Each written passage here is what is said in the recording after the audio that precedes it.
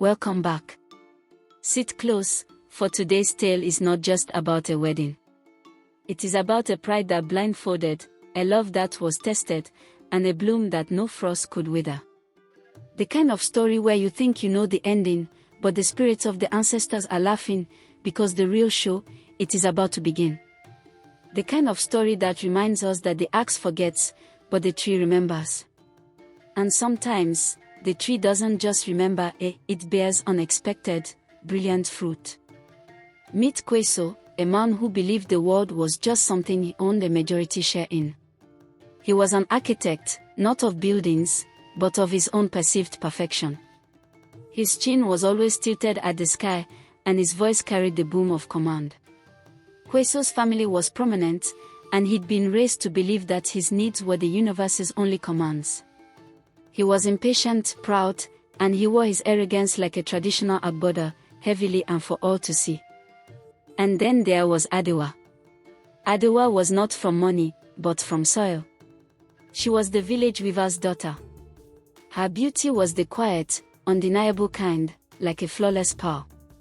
She was graceful, with hands that could spin cotton into dreams. Adawa had a heart that was too large for her body, a patience that could outlast a drought. Her occupation.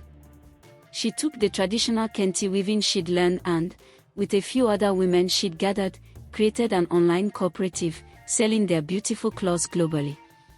When they met at a fabric exhibition, it was as if a spark from the ancient gods had landed. He was captivated by her poise and the stories in her cloth. She was charmed by his confidence and the way he spoke of building a legacy. Theirs was a whirlwind romance. They were seen often laughing and having fun. Kweso buying her street food. They had private, romantic dinners on a beach, and then a grand happy traditional wedding. The first year, they were like two halves of the same melody. He bought her a luxury car, she wove him custom waistcoats. He built her a studio, she filled his home with the scent of his favorite meals. The world felt perfect. The problem wasn't the sudden storm, it was the slow, steady rise of the tide. By the third year, the question that hung in the air of that grand house, heavier than humidity, was, where is the baby? Kweso's family, the sort that valued lineage above life, began to murmur. His sisters would look at Adawa's flat belly with a judgment that was like a physical blow. His friends, over glasses of palm wine, would ask, Kweso, when are we going to see the heir to the dynasty? With time Kweso's attitude changed. He would come home late, smelling of stress. He'd start complaining about the way she brewed his tea. He'd find fault with the way she organized her studio. His love, which had seemed as wide as the ocean, began to shrink. The gentleman who once brought her flowers now only brought criticism. You spend too much time on that cooperative of yours, he'd bark. Perhaps that is where all your energy is going. Perhaps that is why our home is cursed. Every period felt like a personal failure. Adawa prayed. She drank the herbal teas. She went to the doctors he demanded, and all they could find was a stress. Stress. Stress was the name of the man she loved, screaming that she was broken. She begged him. On her knees, the proud weaver became a woman on her knees. Kweso, my husband, please. Give us time. Let's adopt, or let's just be us. God's time is the best. Don't do this to us. But his heart had become a block of granite. The pressure from his family had crushed his compassion. Then came the 5th anniversary. No baby. Just a quiet dinner in that too big, too silent house. And that was when Kweso made his move. It was the most brutal move he could think of. Adawa, 5 years. 5 years I've waited. My name deserves to be passed on. This house needs life, not a barren field. Our marriage, it is null and void. I have initiated the divorce. The court has granted me everything. My house, my cars, my money. You came with nothing, you are leaving with nothing. Tonight. Adawa pleaded, but Kweso, where will I go? What about my work? My co-op? Your co-op? The one you ran out of my studio? That is finished here. You have 1 hour to pack your personal effects. A taxi will be here to pick you up. I will not have my lineage fail because of your deficiency. He looked at her not as the woman he once adored, but as a faulty product he was returning to the factory. Adawa packed only her clothes. She didn't touch a piece of jewelry, a fancy shoe, nothing. She took only what she had come with. That night, the taxi didn't take her back to her village. No. Adawa, though broken, was not a woman to be scattered by the wind. She went to the humble unfinished home of her trusted, older weaver, Auntie Bensi. She told her story, and Auntie Bensi simply pointed to a weaving shed. There is your bed, my daughter. And here is your warp and your woof. What is broken can be woven back together. Not into what it was, but into something stronger, something more complex. Adawa works 18-hour days. Auntie Bensi's young nephew teaches her how to optimize her co-op's online platform. She designs a resilience collection, patterns that tell the story of a broken, but beautiful whole. A major international luxury designer, on a sourcing trip, is captivated by the stories behind her cloth. It was as if the spirits were just waiting for her to be stripped of everything, so she could be given true abundance. Her co-op blossomed into a brand. Adawa Kenti. It became known not just for the quality of the cloth, but for its mission, empowering women and preserving tradition. Adawa wasn't just a weaver, she was now the CEO of a global enterprise. Her ex. He knew none of this. To him, she was a faded photograph. He'd won. He was a rich man in his big house, and he was ready for a new chapter. In the years since Adawa left, Kweso had found that being rich and single was one thing, but being rich and a miserable arrogant man was another.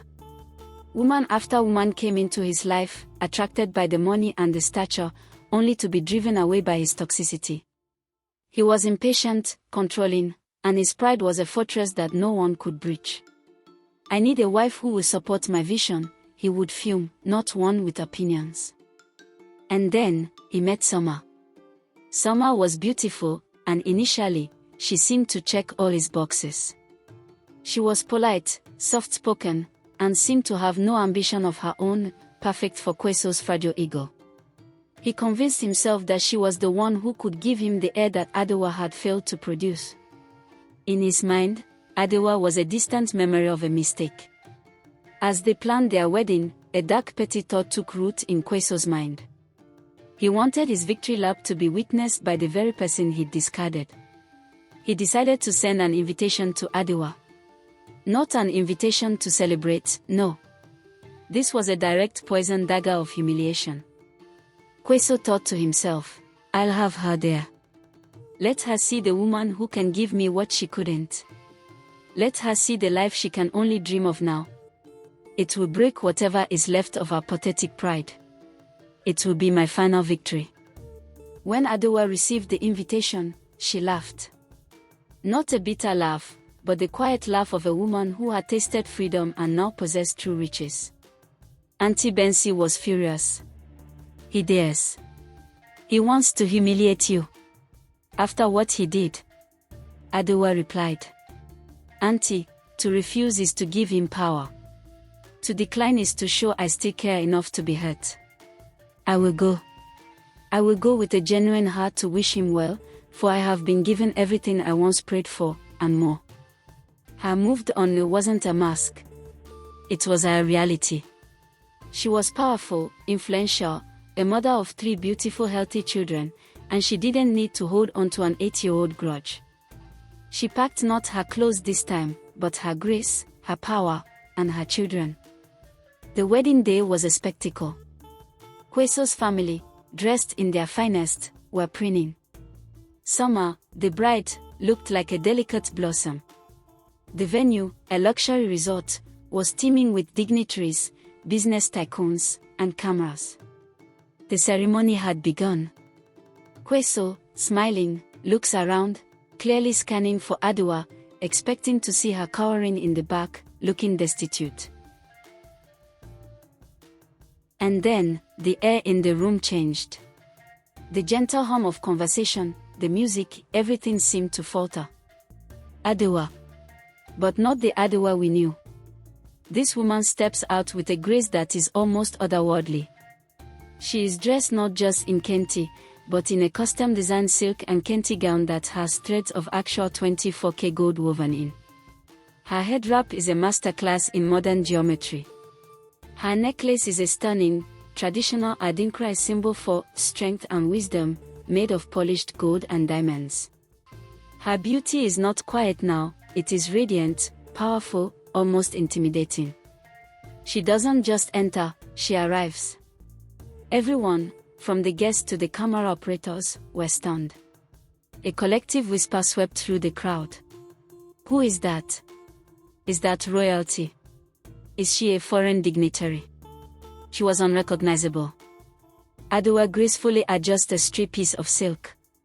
Her eyes, confident and clear, meeting those of the people she passes. She walks up the aisle, not towards a seat, but with the presence of a woman who owns the very ground she stands on. She is a queen. Kweso freezes. His mouth literally falls open. He looks from Adawa, to the children, back to Adawa. The children. He had taught her barren. The power. He had thought he'd left her with nothing.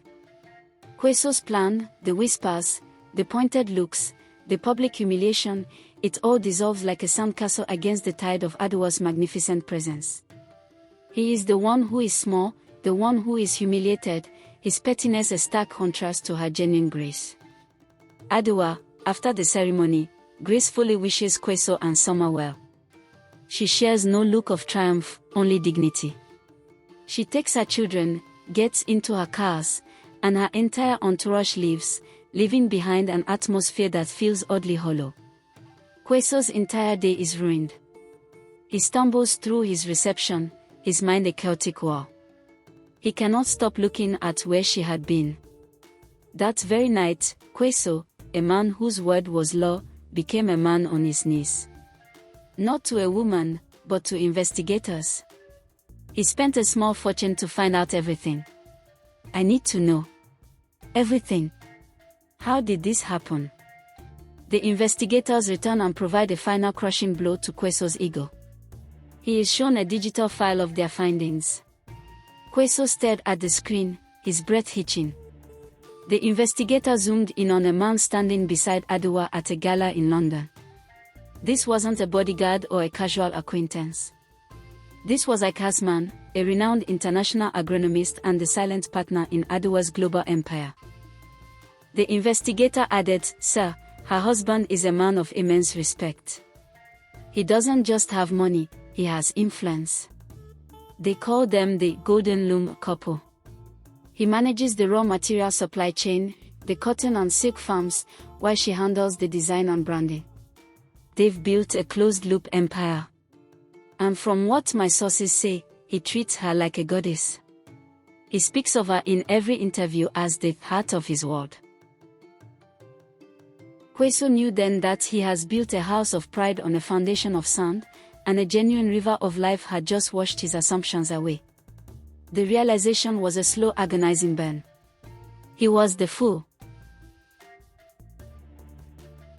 The tragedy of Kweso, however, had one final act. His new marriage, built on the same impatient expectations, quickly soured. Summer, though quiet, was not without her own strength. And after 2 years, the same familiar silence, the absence of a child, settled into their home. But this time, the whispers were different.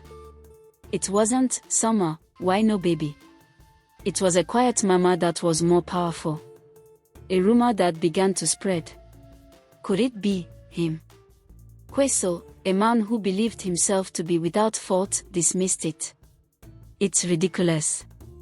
It must be her. These things are always the woman's fault." One day during an argument, Summer yelled out, "Kweso, I have a confession. I should have told you sooner, but I have a daughter. She lives with my mother. I have already born a child. I am not the problem. The revelation was a grenade in his world. In that moment, the entire logic of his life cracked. Furious, disappointed, and utterly humiliated, he went to a doctor for a secret test. The confirmation was like a final judgment. Kweso, the great architect, was the one with the condition that made it highly difficult for him to father a child. It wasn't Adawa. It wasn't Summer. It was him. Kweso sent a message to Adawa. An apology. A long groveling plea for forgiveness, filled with a regret that had been brewing for years. He begged her to let him meet her children, to give him a chance to correct his terrible prideful mistake. Adawa, when she read it, simply looked at her beautiful children and said, "It's true. Every tree does eventually bear its own fruit." She did not respond. The final blow wasn't Adawa's anger. It was her husband's protection. Kweso realized that Adawa hadn't just moved on, she had been found by a man who saw the world he was too blind to see. A man who didn't demand a legacy but built one with her. Kweso wasn't even a villain in their story anymore, he was just a ghost they had long ago stopped fearing. Kweso's shame became his only companion. His business, once built on an iron will and absolute confidence, began to falter as his spirit broke. His health followed his heart. The very friends who had urged him to be a man now shunned him, for his condition, now public knowledge, made him a pariah in the world he so desired. And the women? They avoided him, not because he was bad, but because his entire history was now a story of self-destruction born from pride. He was a wealthy man in a mansion, more empty than the poorest hut. And so, our story ends, not with a wedding, but with a simple lesson from the ancestors: before you cast a stone, know the depth of your own waters. For pride is a root that poisons its own ground, but resilience is a seed that can find life even in the ashes. The humiliating gift Kweso tried to give Adawa only revealed that the true wealth, and the true power, had always been hers to weave into a magnificent new reality. The tree that forgets is now withered, and the one that was broken, it is the one that has brought forth an abundance that continues to bless the land. Like and subscribe.